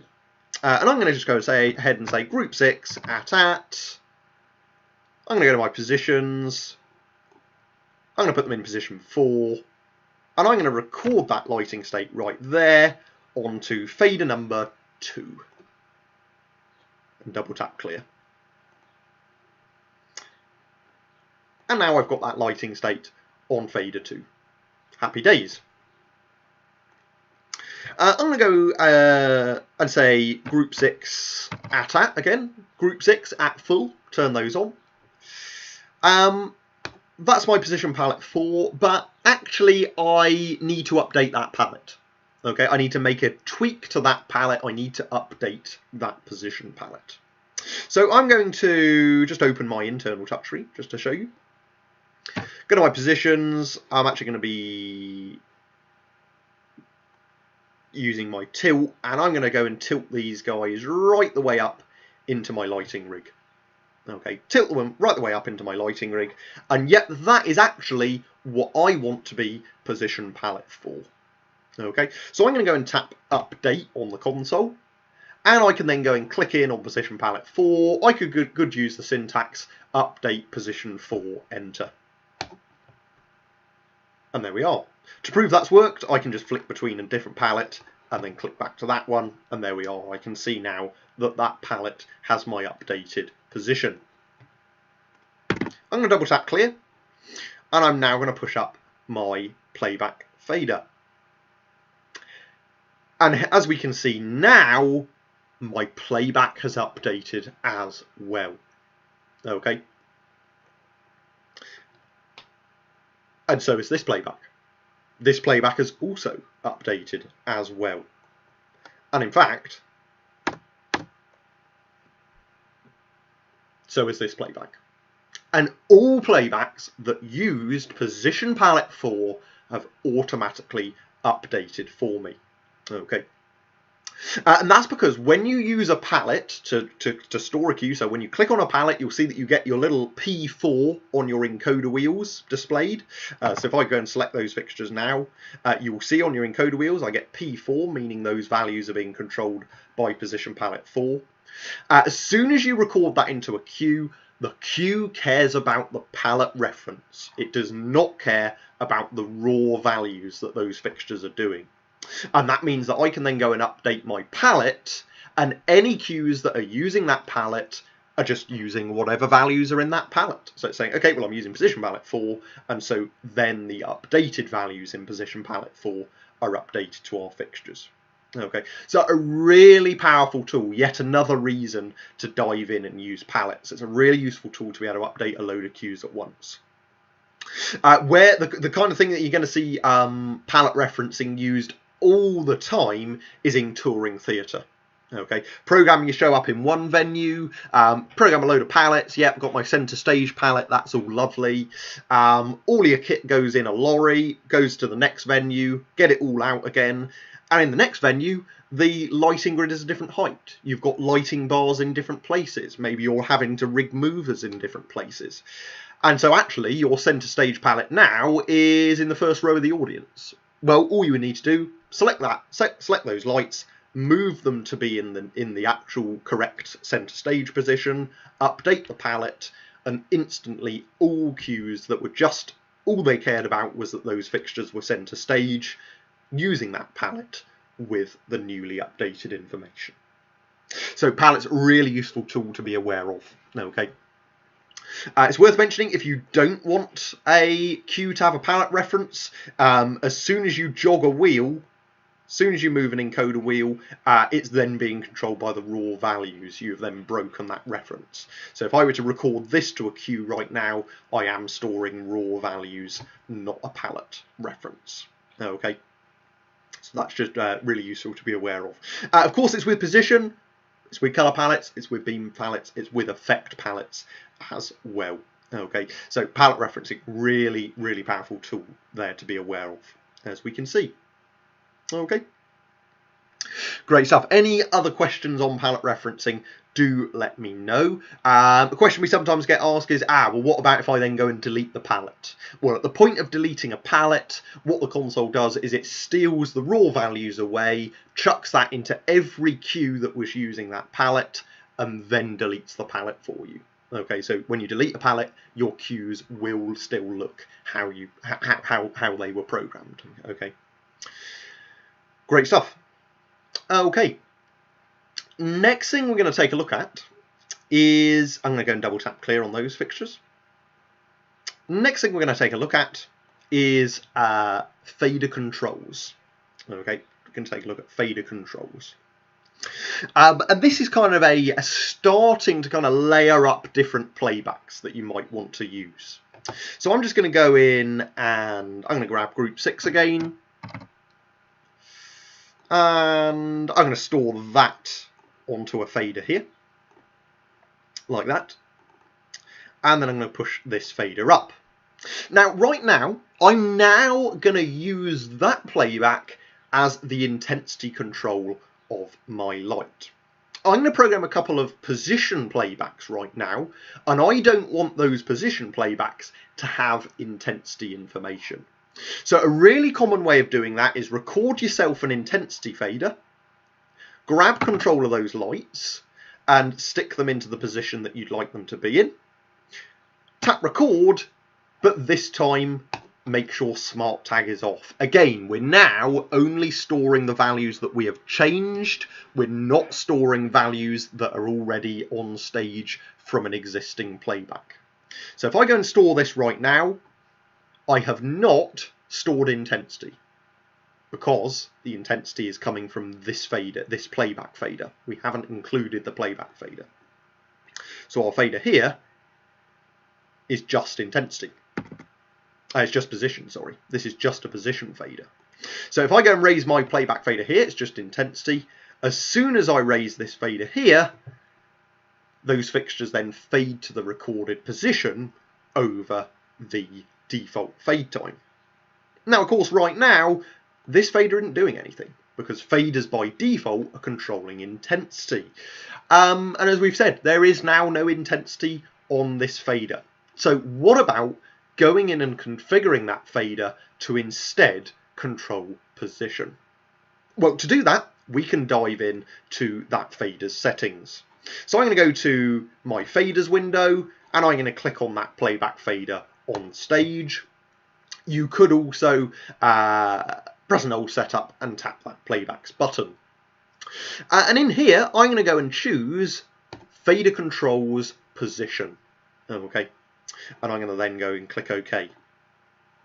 And now I am controlling the position of those lights directly using my fader. As I raise that, I am directly moving those fixtures from their current position to the programmed position. So I can live push those up and sweep them out to the recorded value, or bring it down, and I'm just live controlling those lights right now using my fader. Okay, and equally I can lower my intensity separately to that position. Okay, so it's a really useful tool to be aware of. Okay, so that's how you can kind of start to separate out position control and an intensity control separately. Okay, so that's fader controls. Now, another thing fader controls can be used for, as well as position, is color mixing as well. So let's dive in and take a look at that. I'm going to go and say group 6 at, and I'm going to put them in color palette 2. So I'm going to say color 2, enter. And I'm now going to record that onto another playback fader. This time I'm going to have them in color 10, which is a blue, and I'm going to record that onto another fader there. So I now have, I'm going to go and double tap clear, I now have a red and I have a blue fader. Well, kind of putting the logic, learning what we've learned so far, As I raise this fader, you're probably going to second guess what's going to happen, and by default it's going to fade from white into red, because remember that is the console fade time defaults. So I'm going to press and hold view and tap that button and get rid of that colour fade. So now I just have red on a fader. Simple as that. This time, if I go and raise my playback fader here, again, same logic applies. I now get, as soon as I raise that fader, a fade time from red into blue, using the console defaults. But same logic that we did before, rather than just having a fade time that automatically runs as soon as we raise the fader, I can have the fader controlling the colour. So I'm going to go into the faders window again. I'm going to go and click on playback 12. Again, press and hold setup and tap playback's button is the same process.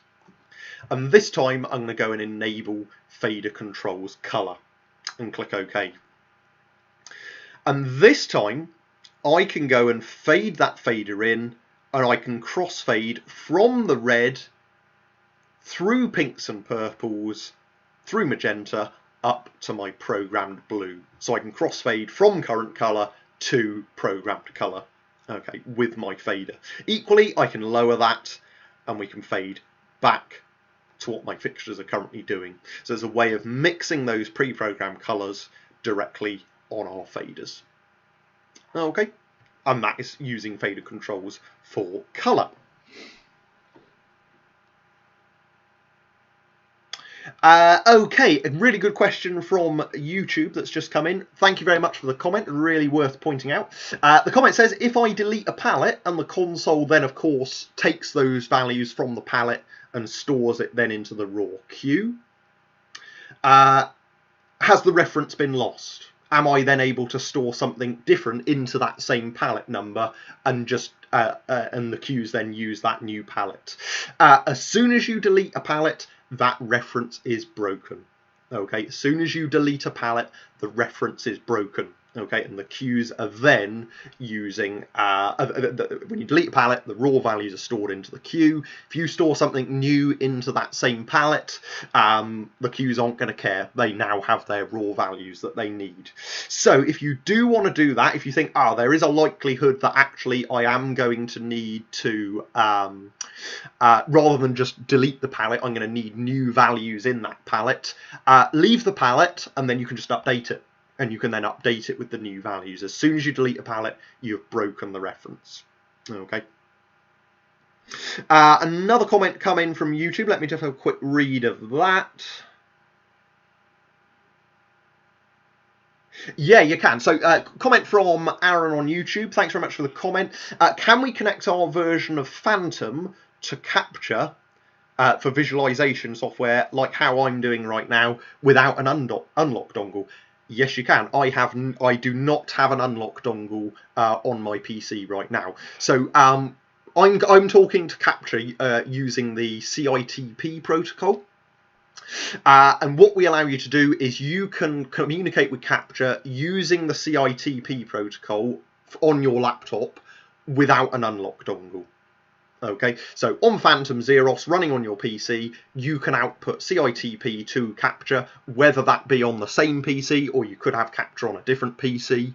As long as you are using the CITP protocol, you can use Phantom ZerOS without an unlock dongle. Okay, I hope that answers your question on that one, Aaron. So yeah, exactly what I'm doing here. I am not using an unlock dongle, but I'm using CITP to link Phantom and Capture. Okay, and the way I'm doing that right now is using my PC's loopback IP address. Okay.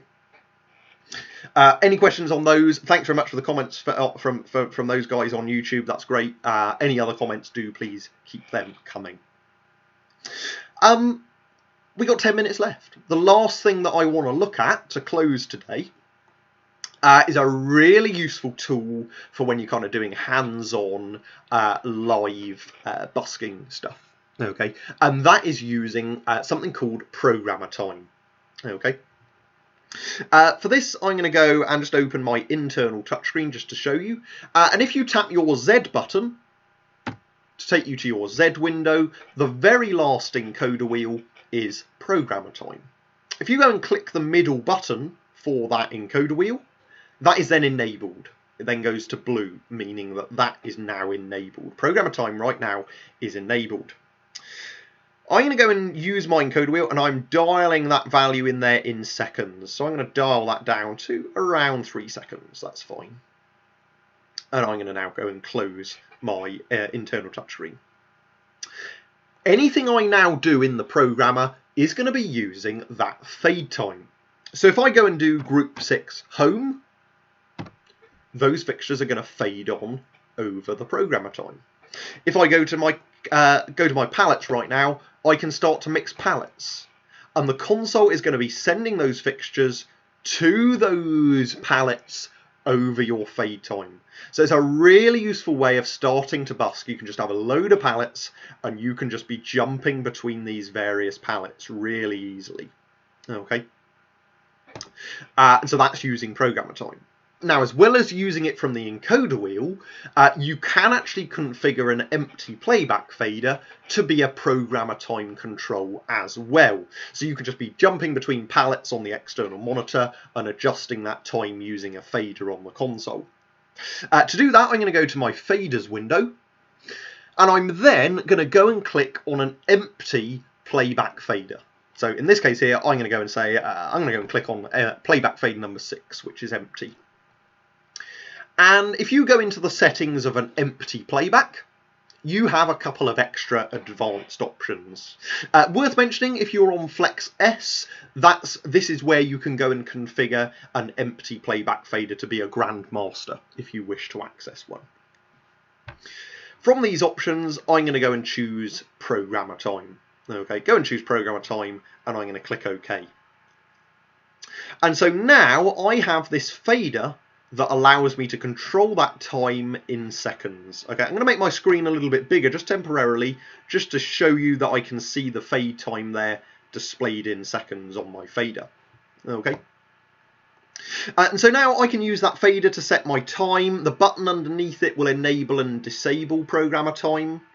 So I can then start to jump, and I could say, okay, well, I want to have that fade to red quite quickly, increase that, have a slow position fade, decrease it, have a quick fade to blue, and you can start to mix live. You can start to just, on the fly, jump between different palettes and use that fader. Equally, Syntax is using this time as well. So if you want to add a light in subtly, I could go and say, for example, 14 at 50 enter, and that light is then going to fade in, bit of side light fading in there subtly using that fade time. Okay. So programmer time, really useful tool. A couple of other functions worth mentioning as well. If you double tap clear, your programmer will be fading out using the programmer time as well. So rather than everything being plunged to darkness, you can have a fade out using the programmer time as well. Another thing that uses programmer time that's just worth mentioning as well is if you've got lighting states on stage, there is a way to manually release them. And if you want to manually turn off any playbacks that are running except your master, you can press and hold the clear button and tap the fader function button. And that will manually release those playbacks using the programmer time as well, as you see there. So that faded those out nicely as well. Okay. So that is another use for programmer time. If you are used to using the ZerOS remote app, or you're used to using the watch for Apple Watch as well, functions you'll be familiar with on the watch are REM dim and highlight for when you're focusing your fixtures. Go ahead and on the console put on programmer time, and programmer time will also be used for highlighting and REM dimming your fixtures as well. So that means that from your watch, click a button and it allows your lights to fade rather than snap. And there we are. That is everything that I wanted to go through today with regards to controlling and programming fixtures. Okay, our time is very almost up. I hope you found that useful. If there are any last questions, I'm just going to keep an eye on my screen to the right of me here. If there are any last comments before we end, do please pop those in the various comments. If you're watching this back after the stream has ended, also do put comments in the various platforms. That's not a problem, and one of the support team will be along as soon as possible to get back to you. Okay, so even if you're not watching this live, we will still be answering any comments that might be present. Okay. Great stuff. Well, I'm not seeing any questions coming in, so a last chance to get any questions in there that you might have. Thanks very much for your company. As I said, I hope you found that useful. If there's any questions that spring to mind after this session, do drop us an email to support@zero88.com and we'll be able to get back to you. Okay, but other than that, thank you very much for joining us. If you're going to be joining our stream tomorrow, where we're going to be talking about programming queues, it'll be great to have you joining us then. But if not, thanks very much for your company, everyone, and take care.